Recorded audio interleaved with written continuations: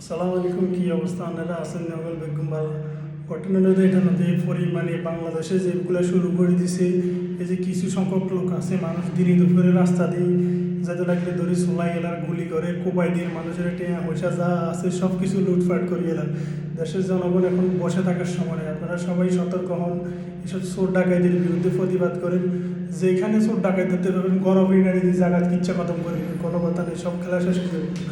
চোর ডাকাত ধরতে লাগবে গণপিনা নিয়ে জায়গা ইচ্ছা খতম করে দেবেন, রাখবের কোনো দরকার নেই। এসব চোর ডাকাত দেশে থাকবো। আর দেশের মানুষ টাকা পয়সা লই চলাফেরা রাস্তাঘাটে করতে কিছু সময় কিছুদিন একটু হুঁশিয়ারে চলাফেরা করবেন। আগের মতো সুযোগ সুবিধা এখন নাই।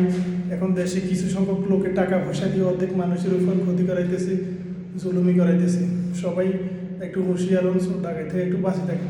আর মনে করেন জিগের ধরতে চোর ইয়ার জায়গা ফিরি ইচ্ছা খতম করে দিবে, শেষ খেলা শেষ হয়ে যাবে। কোনো পুলিশ কোনো আইন বিচার দেখে জায়গা হিডি শেষ করে দিবে। তো এরপরে এইভাবে দু চারজনের হিডি শেষ করে দিলে নেক্সট আর মানুষ চুরি ডাকাতি করতে হয়তো না। এভাবে কী শুরু করে দিচ্ছে, দর্শন চুরি ডাকাতি যে আর 2 নম্বরই কাজ কারবার শুরু করে দিচ্ছে বাংলাদেশে। সাধারণ পাবলিক যদি হুঁশিয়ারে খেলা খতম জাগাত করে বাস কোনো আর কথা নেই, শেষ ইচ্ছা খতম।